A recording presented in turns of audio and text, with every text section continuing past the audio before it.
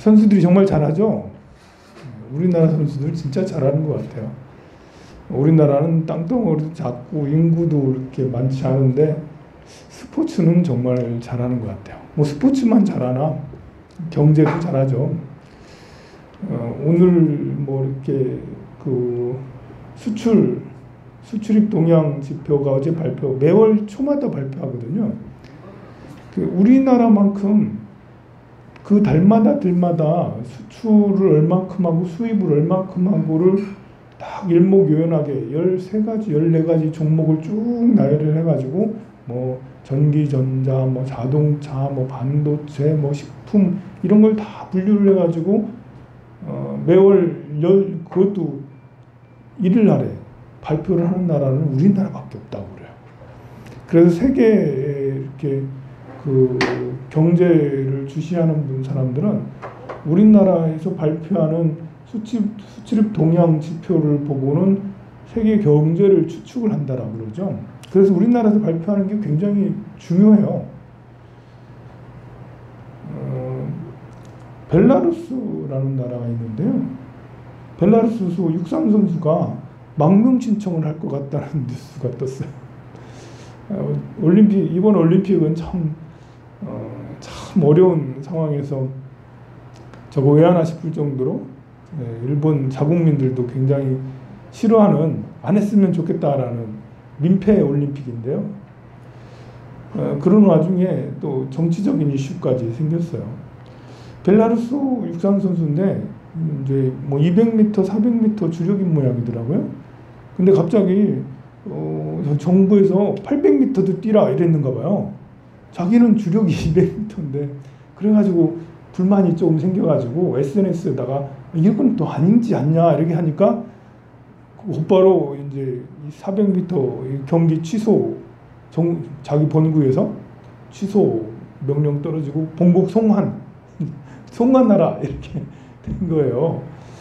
그래가지고 이 육상 선수가 신변의 위협을 느껴서 공항에서 일본 경찰들에게 자기 신변 보호를 요청을 하고 망명을 할 뜻을 비췄다라고 그래요. 벨라루스가 어디 있게요? 벨라루스란 나라 어디 있을까요? 아는 사람은 내가 정말 상품권을 쏜다.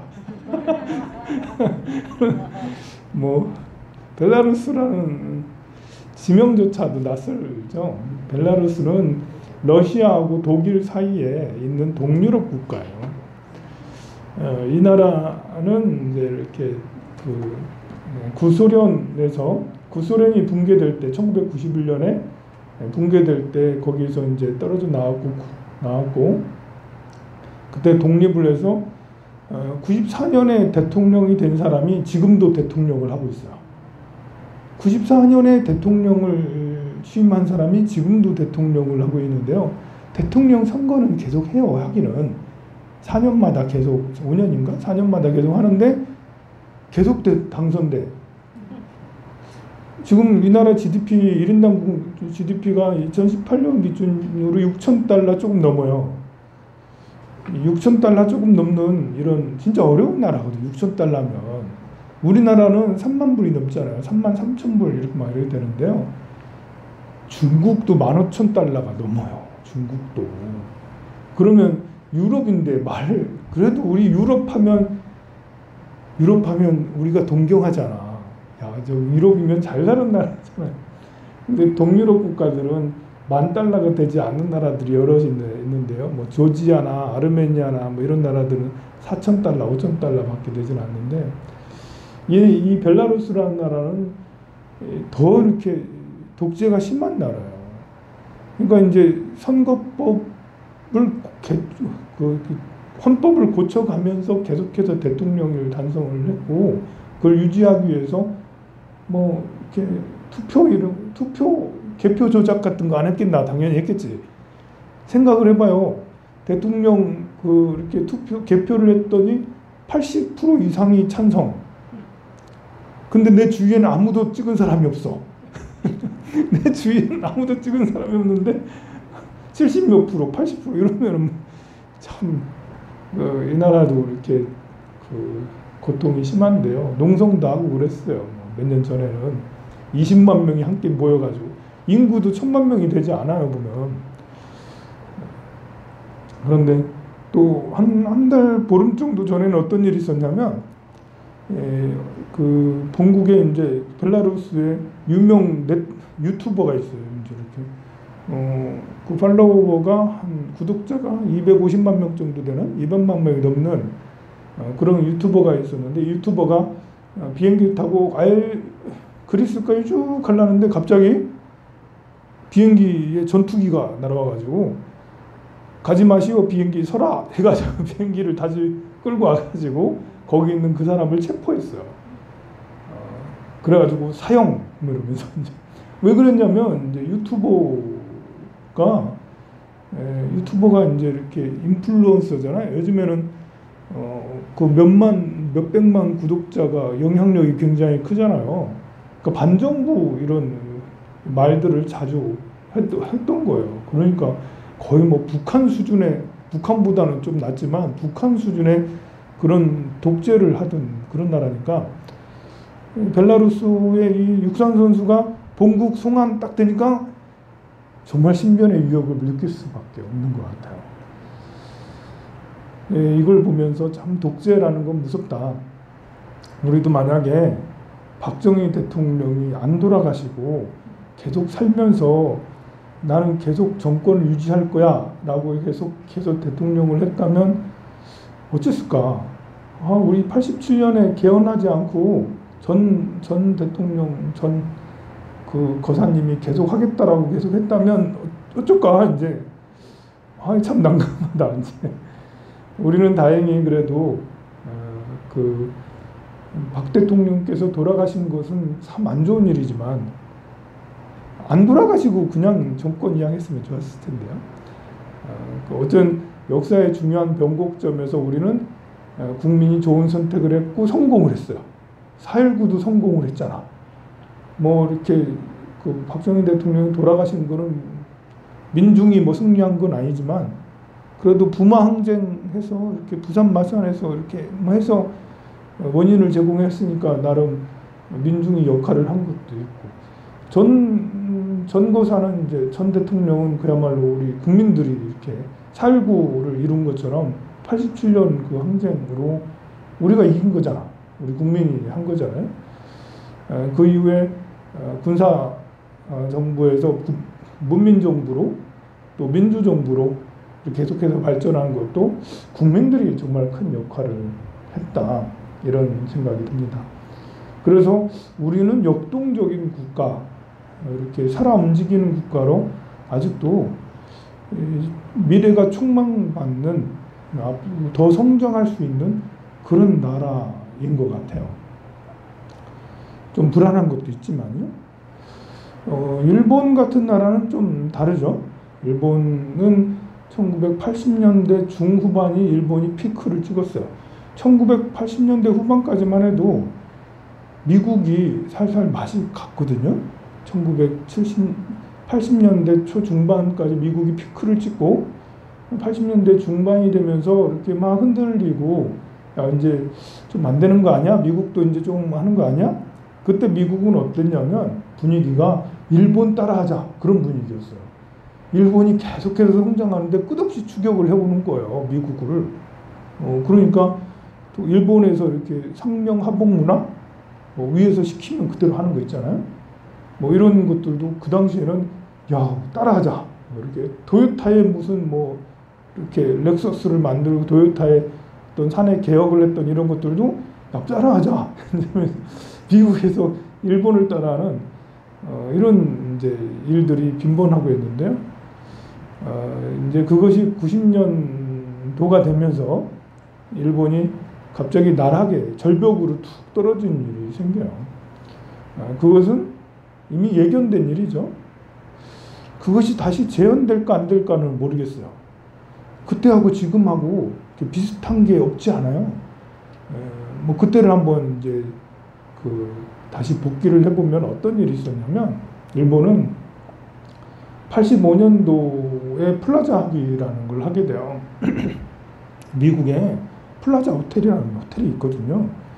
이제 미국이 야, 우리가 이제 경상수지 적자가 너무 심하다. 수입은 드립다 많은데 수출은 없다. 야, 이거 무역 적자가 너무 심해. 이러다가 나라가 큰일 날 것 같아. 그래가지고 무역 적자가 많은 독일하고 일본 등의 한 뭐 너댓 개 중요한 국가들을 불러 모았어요. 그리고는 경상수지 적자가 너무 심한 일본, 독일 이런 국가에게 너희들 환율이 아무래도 그 큰 이득을 보는 것 같아. 우리가 지금 불편해 죽겠어. 그러니 환율을 좀 강화하게 시켜라 해서 국채를 서로 사주기로 그렇게 합의를 한 거예요. 그러니까 이제 다른 나라들에서 영국이나 프랑스 뭐 이런 나라에서 일본 국채를 사주자. 일본 국채를 사주면 어떤 일 현상이 나냐면 일본 엔화가 강세가 되는 거예요. 좀 쉽게 생각하면 우리나라 환율이 1,000원에서 700원으로 떨어진다라는 거야. 그럼 워낙 강세잖아. 환율이 떨어지는 걸 보고 강세를 하는 거예요.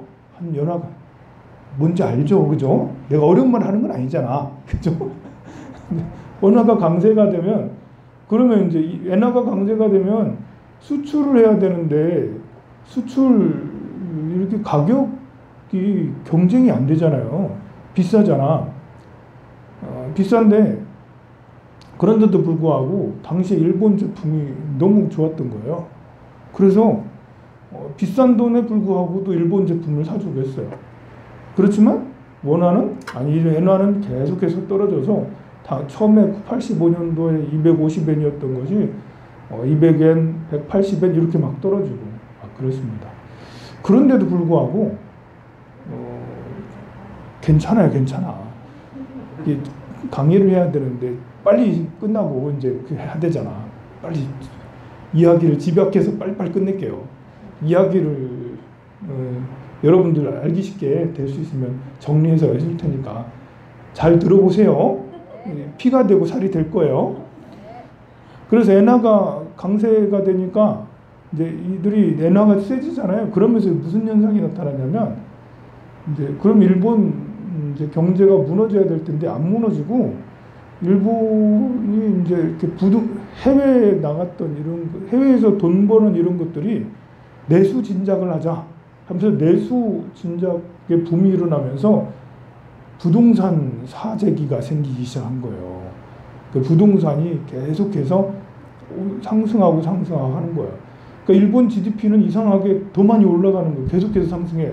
지금까지 상승한 것보다 더 빨리 상승을 하게 되는데요. 그거는 부동산 가격이 높아지면서 또 부동산 가격이 높아지면 금리 역할도 당시에 금리가 한 2, 3% 정도 정말 싸게 금리를 내줬거든요. 그러니까 전 국민이 이렇게 또 은행들도 있잖아요.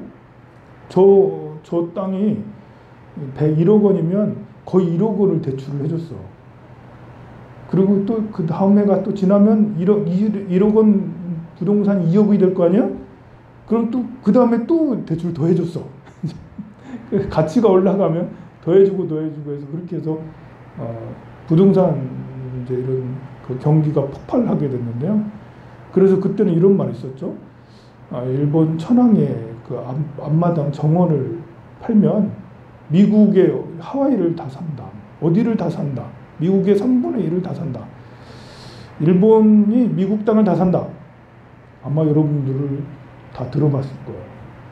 그러니 그때는 지금은 그런 얘기 안 하지만 옛날에는 다 그런 얘기 들었잖아요. 안 들은 듯이 얘기를.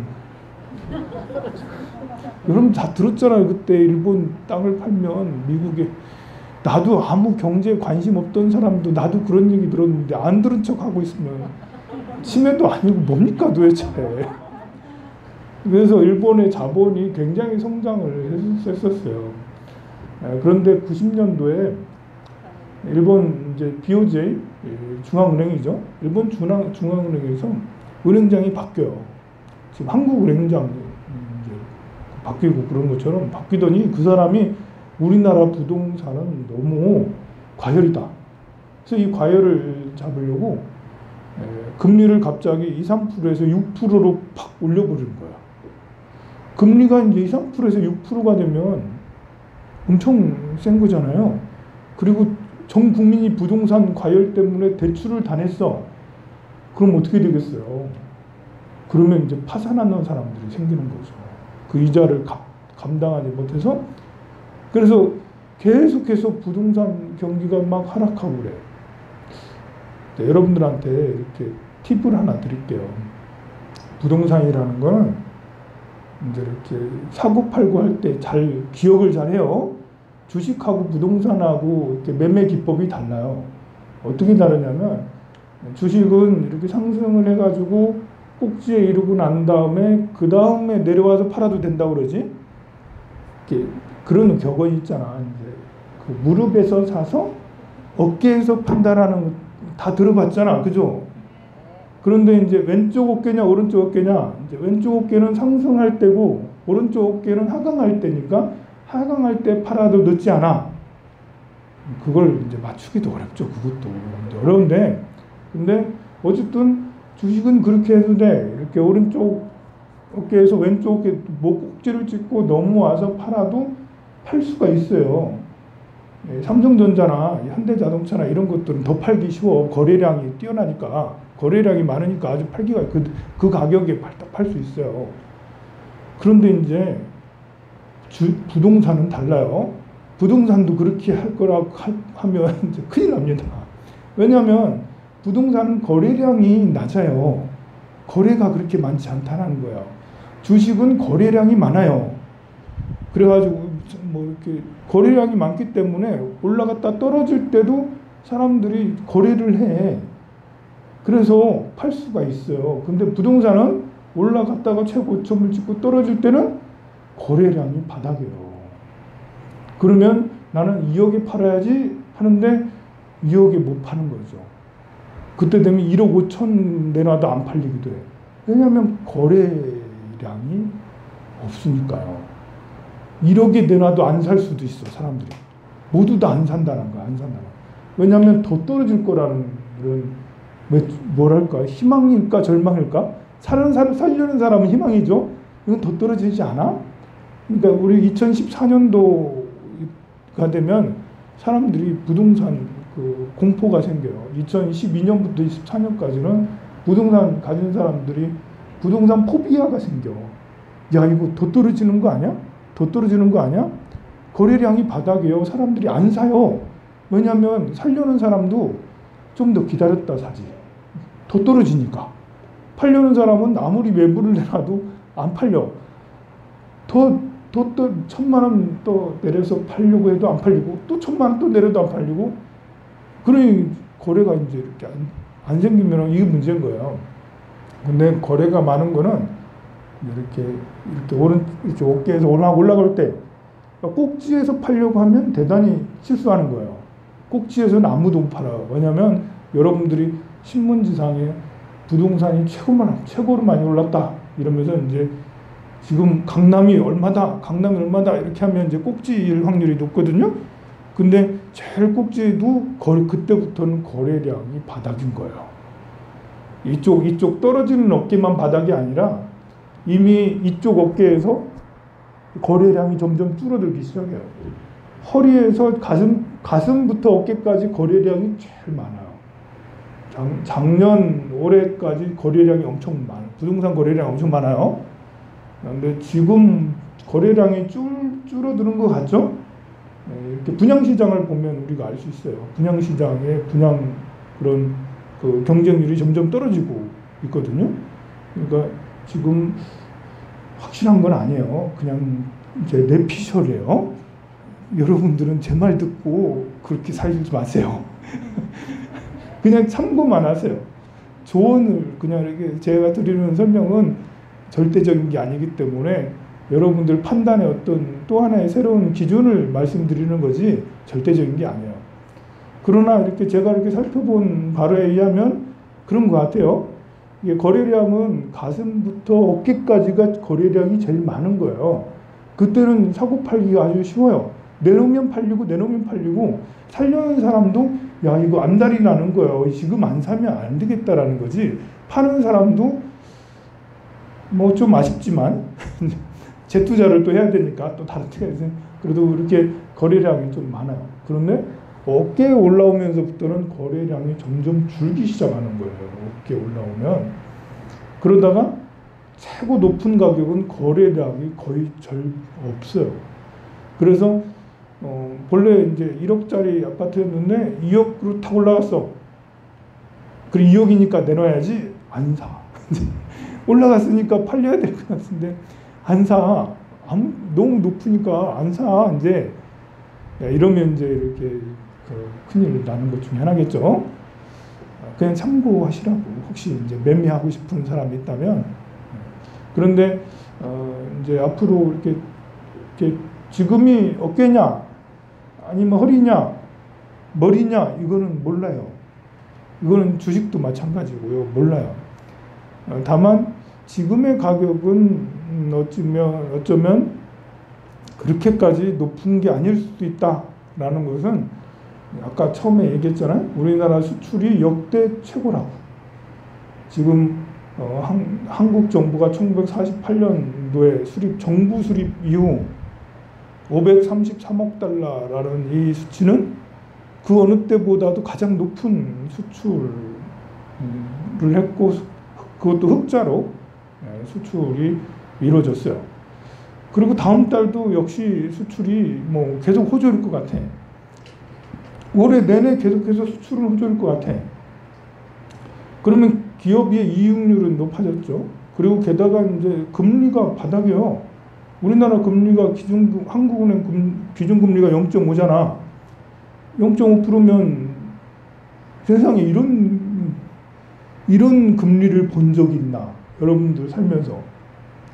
여러분들 평생에 제일 낮은 금리. 지금보다 더 낮은 금리는 없어요.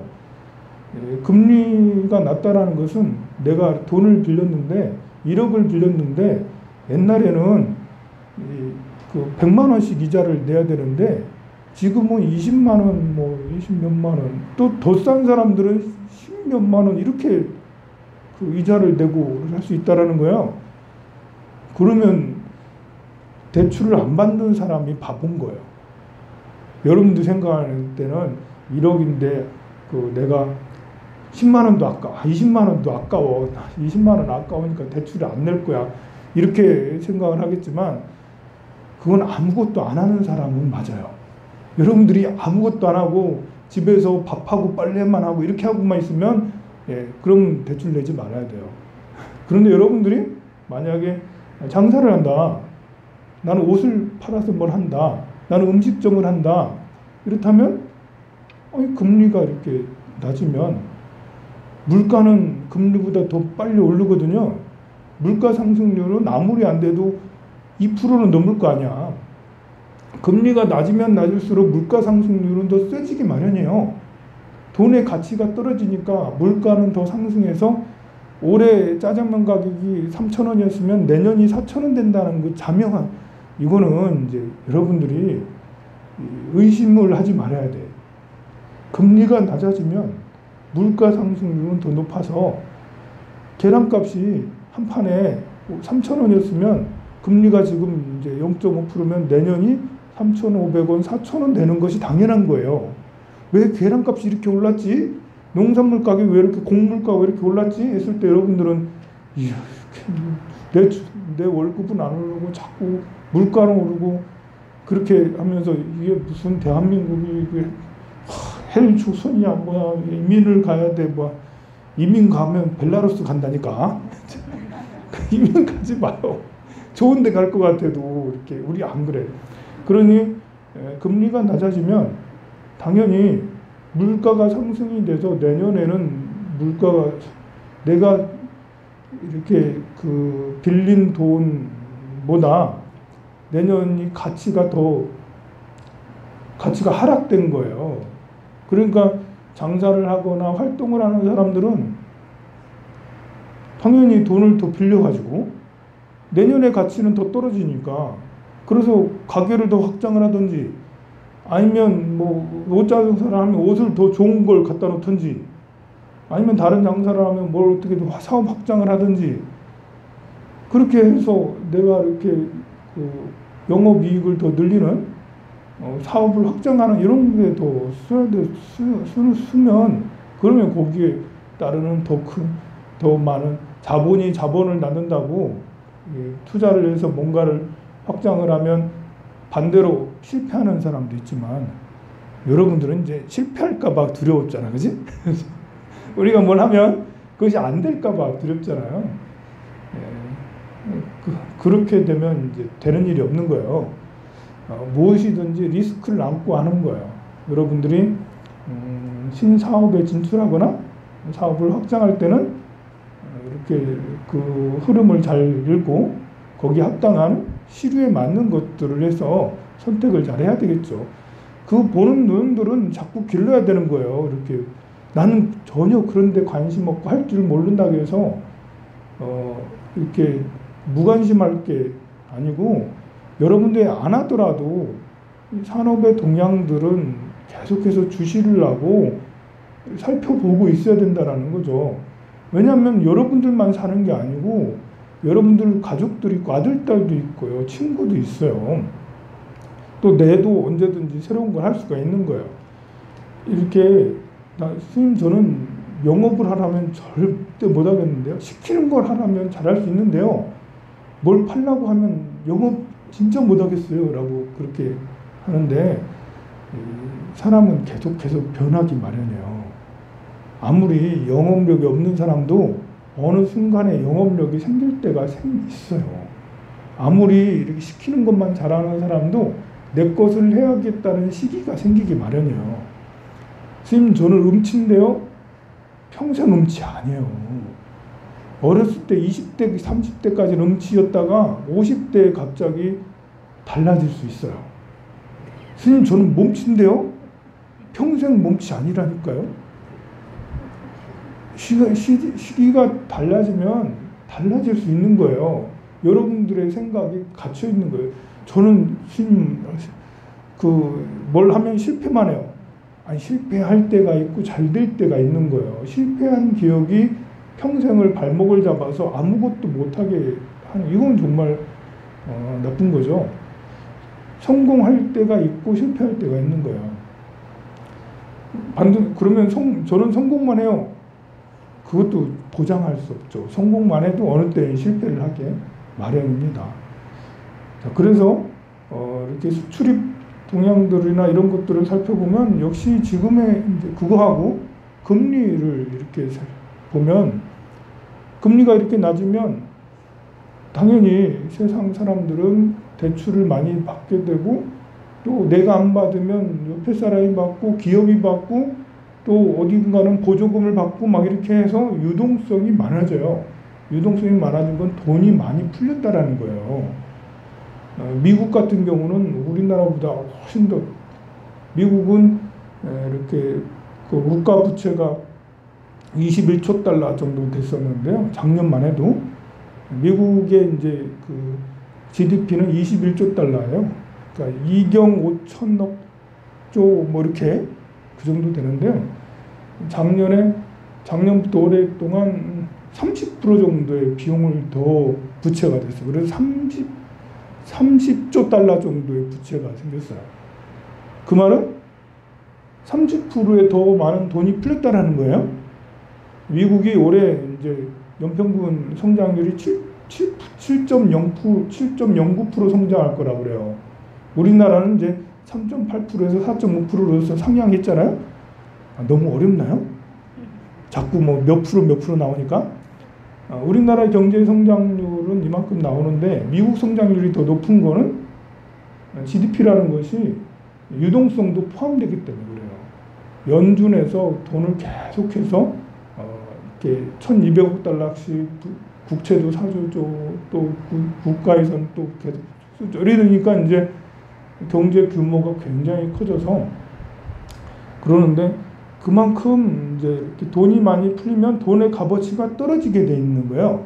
그런 인플레는 당연한 거예요. 계란값이 오르고 곡물가가 오르고 기름값이 오르는 것은 당연한 거예요. 그러면 땅값도 부동산도 오르는 게 당연한 거예요. 자, 재작년부터 지금 주택 가격이 얼마나 많이 올랐어요. 여러분 집은 안 올랐을 수도 있어요. 여러분 집이 안 올랐다면 어디 오래된 아파트나 변방이나 이 시대의 주류가 아닌 곳에 있는 거예요. 지금 주류가 아닌 곳에 있으면 더 떨어져. 이상하게 더 떨어져. 나름 주류인 곳에 있다면 여러분들의 부동산 가치도 저절로 상승해서 이제 어떤 사람은 2배까지 오르는 사람도 있을 수 있어요. 근데 그것이 폭등해서 이게 뭐라고 해야 되나, 버블이냐? 버블은 아니다. 아까 말한 대로 우리 경제는 수출이 계속 호조되고 금리는 바닥이고, 그러면 지금 현재 부동산 가격이 작년부터 해서 지금까지 한 10% 올렸어요. 평균 10%, 평균 20%까지는 아닌 것 같고요. 정부 규제가 너무 심해가지고 오르는 것을 계속 억제해가지고, 여러분들 생각할 때는 문정부가 이번에 부동산 정책에 실패해서 부동산 정책을 27번, 30번이나 발표를 하면서 오히려 그것이 역효과가 나도 부동산이 더 올랐다라고 하는데, 그건 굉장히 착각이에요. 그거는 이제 아까 말한 대로 그것보다 더 먼저 작용되는 거는 유동성이 많이 풀리고 금리가 낮아지고 또 경기가 호조되니까 저절로 부동산은 갈 데가 그거밖에 없거든. 우리나라 머릿속이 사람들이 들어있는 게 부동산밖에 없으니까 쭉 올라가는데 사실 2배 정도 더 올라갈 수 있었어요. 그런데 계속 누르고 하니까 이만큼 이것도 많은 거지, 그죠? 많은 거지. 미국은 더 많이 올랐어요. 미국은 주택 가격이 뉴욕이나 이런 데는 뭐 훨씬 더 많이 올랐고, 유럽들도 계속해서 더 올라가고 있습니다. 그래서 그러면 이제 다시 이제 그 주제로 돌아가서 지금이 허리냐 어깨냐 머리냐 라고 논할 때 일단 허리는 아닌 것 같아, 그죠? 많이 올라왔으니까. 그리고 꼭지도 아닐 수 있어요. 지금 말했잖아. 그렇게 금리 낮고 수출 호조고 서민들은 이제 뭐 다 죽어 나가지만 서민들은 이렇게 자영업자들은 뭐 힘들죠. 엄청나게 힘든데 이게 K자 성장의 이런 양극화의 양극화의 표준이라고 불릴 수 있어요. 국민들의 대부분이 자영업자인데 이 자영업자는 진짜 찢어지게 힘들고, 대기업에 취업이 돼 있거나 이런 수출 기업에 취업이 돼 있는 사람들은 연봉이 계속 올라가고 보너스 잔치를 하고, 배 아프잖아. 현대자동차 이번에 임금 협상하면서 소문들이 다 퍼졌대 보니까 뭐 받기로 했다 이러면서 그러면 거기에 있지 않은 우리 서민들은 얼마나 화가 납니까 그게. 그런데 양극화 현상이 심하지만, 양극화는 양극화고 내가 상황이 안 좋다 하더라도 여러분들은 그걸 이렇게 상황이 안 좋다 해서 절망하고 무관심해지고 뭐 그냥 이렇게 비관하면서 이거 살아봐야 되는 게 이렇게 해봐야 고통만 더 클 뿐이에요. 우리가 이제 이렇게 마주오는 태풍은 뚫어지게 바라보면서 쭉 이렇게 대항을 하면서 그렇게 해야지 그 다음에 태풍을 더 잘 할 수 있어요. 그리고 그 사이에 새로운 돌파구가 생길 수 있으니까요. K자 성장 때문에 우리는 양극화로 힘들지만 그렇지만 그 사이에 언젠가는 우리도 새롭게 비상할 수 있어요. 나이랑 관계없이. 그러니까 현상들은 뚫어지게 또 바라봐야지. 그래서 지금이 뭐 이렇게 꼭지냐? 아닐 수 있다라는 거예요. 그러면 지금보다 더 상승을 하냐? 그럼 위험해진다는 거죠. 여기서부터는 버블 단계에 들어갈 수가 있는 거예요. 그건 알 수가 없습니다. 자, 우리는 이제 언제 보이죠? 그만해야겠네. 할 말이 사실은 더 많은데요.